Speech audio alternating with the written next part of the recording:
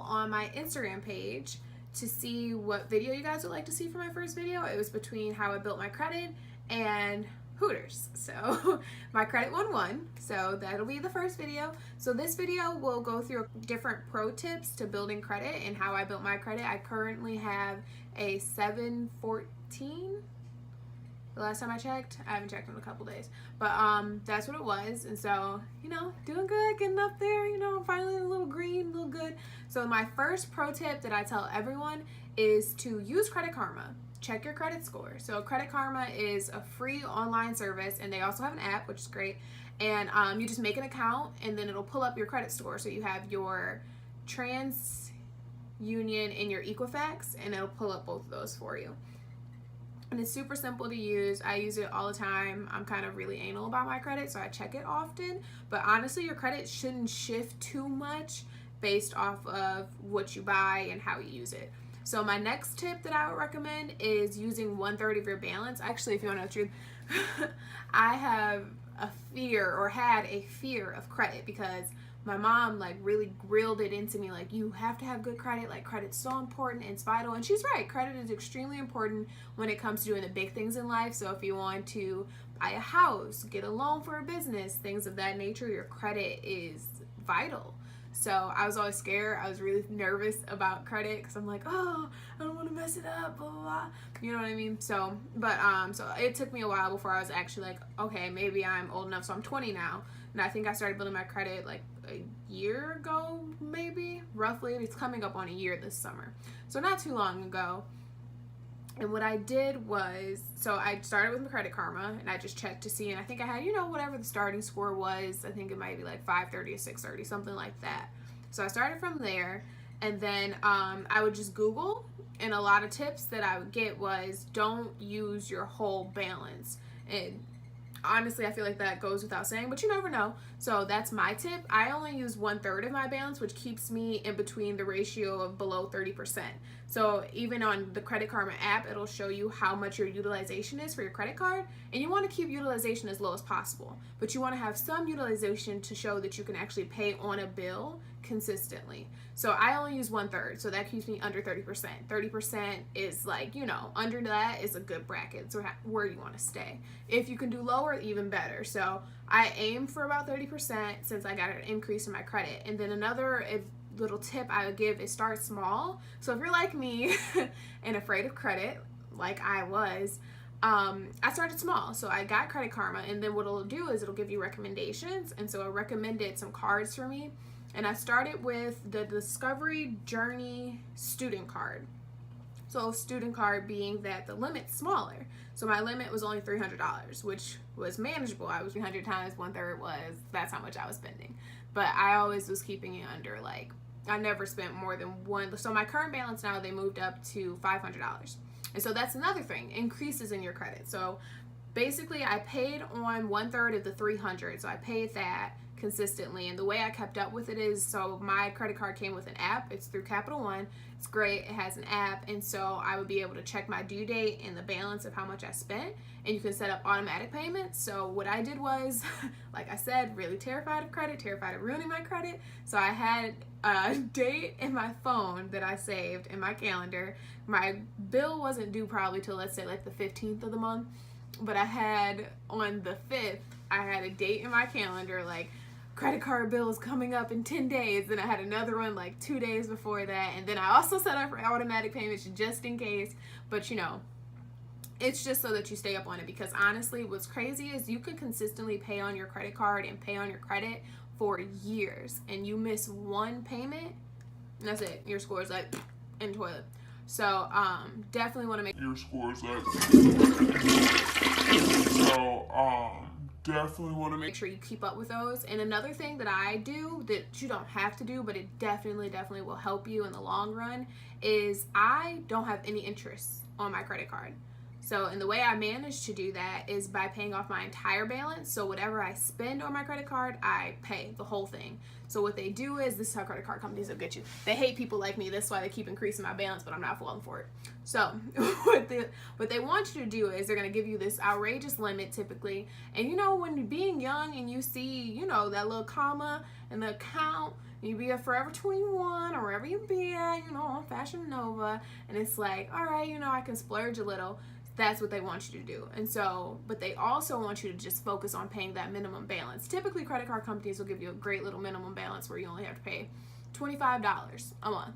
Super duper reasonable. But what that does is, if you're only paying the minimum balance, each month, that balance that you had before is still there. And not only that, they're adding interest to it. And when you're younger or have a smaller, the interest can vary. It can be more expensive, less expensive. So I said, I think the fuck not, you trick ass bitch. I don't know if I could do that on YouTube. Probably can't stick up the middle finger. But I said, screw that. I'm not getting no money off me. I'm going to use you to build my credit, and that is all. So whatever I spend, I pay off completely, so that way I have no interest. And so that's something that I know helped me a lot build my credit. In addition to that, I just branched it. So I just actually opened up a new card, because another thing that's important to keep in mind about credit is your debt to income ratio. And so I was in a car accident in August, and I wanted to finance a car. So mind you, so this was last August, my credit score was like a 650. No, it was higher than that. It was almost a 700. It's like a 690.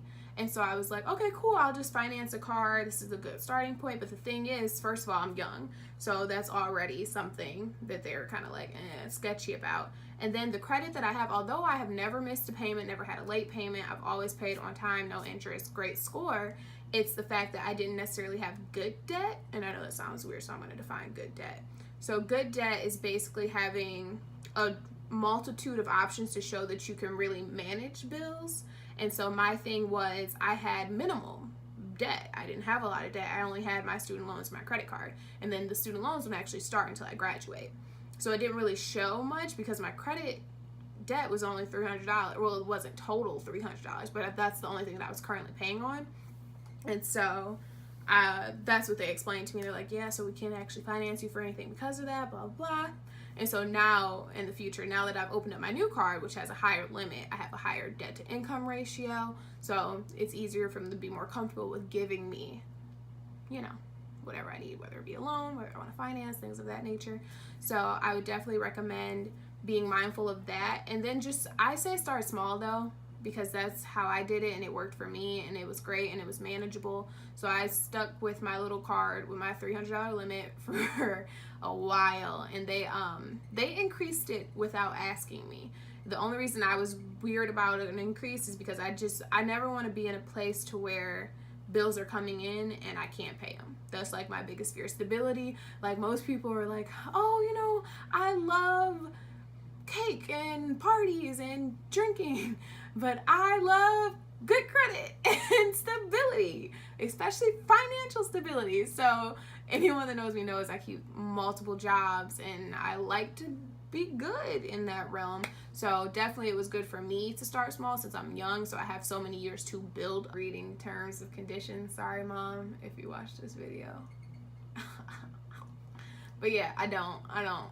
Even when I'm signing up for like when I signed up for Instagram, I didn't read the terms and conditions. I don't care. Just boop. Yep, sure, whatever. Which is terrible, and I really should stop. But it's just so long, and it's small print. So when it comes to like all the technical jargon of credit, I took a class when I was in high school, and that was basically all the real knowledge that I got. And then, you know, just what I learned from talking to adults. That's where a lot of my knowledge of credit cards came from, was just asking people like, so do you have a credit card? How'd you get your credit card? How did you do this? Blah, blah, blah. And what I would also recommend, some people, there are two different types of credit cards you can get. So there's secured credit cards, which is where you have to actually have the money in your account, and that's your limit. So let's say I have $500 in my account.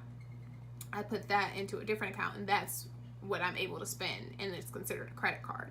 Or it varies. You can just have a normal card, like how I have. Or you can go further than that. Some stores, like Forever 21, Victoria's Secret, them angel cards, that Forever 21 card, they will try and get you. I say get you because I'm addicted to shopping. I can say it. I need to go to Shoppers Anonymous. I probably never will, even if it did exist. It definitely will, even if it did exist. because I don't want to be reformed. I like shopping. That's my thing. Some people like to do coke. I like to shop. So anyway, those sort of cards are specific to those stores. So if you have an Angel card, then you just use that at Victoria's Secret. Or if you have a Best Buy card, you just use that at Best Buy. So I didn't really want to go that route because I wanted to start small with just using it on, like, you know, gas, things of that nature. But honestly, I got my card. This is terrible.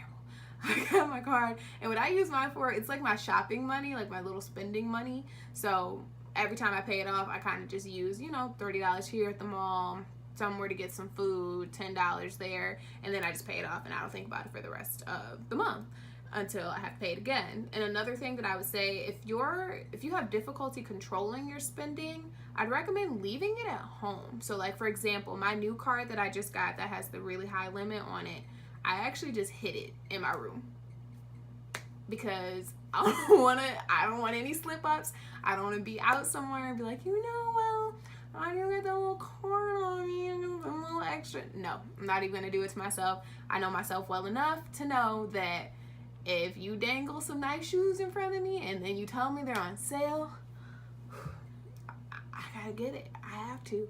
So I don't even want the card on me because I don't even want that type of mistake.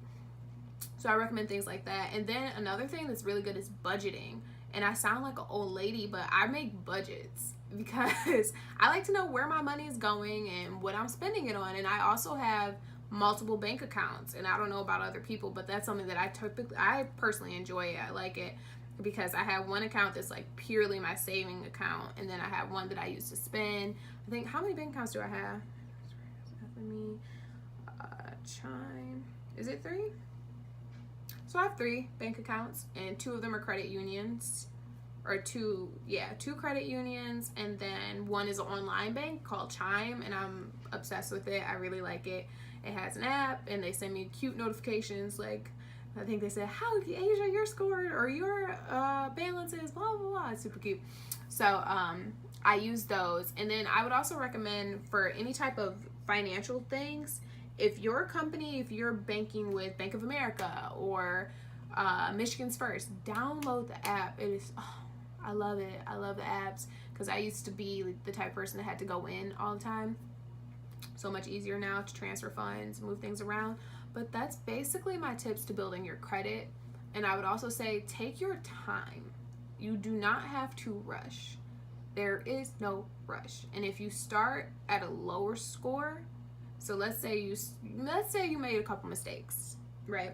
And so your score is deflated completely. I would say take the route of using a smaller card amount to build yourself up. So start with like a $300 limit, because honestly, someone will give you a card. I know sometimes it's hard to get approved with a score like that. Someone will help you and will give you a card. Capital One is very good at working with people like that. So I would say you want to start with a smaller limit because it's easier to manage. And those little payments, honestly, my score jumped majorly in the first 3 months, and then it kind of plateaued, and then it jumped again, and then plateaus, and it does that. Credit will do that, and it'll drop too, and then come back up. But what I recommend is the small ones, the payments that you make on it show huge progress in the very beginning. So you might jump 8 to 14 points off of 3 months of paying. So definitely start small when you're starting at a lower score because the benefit will be bigger.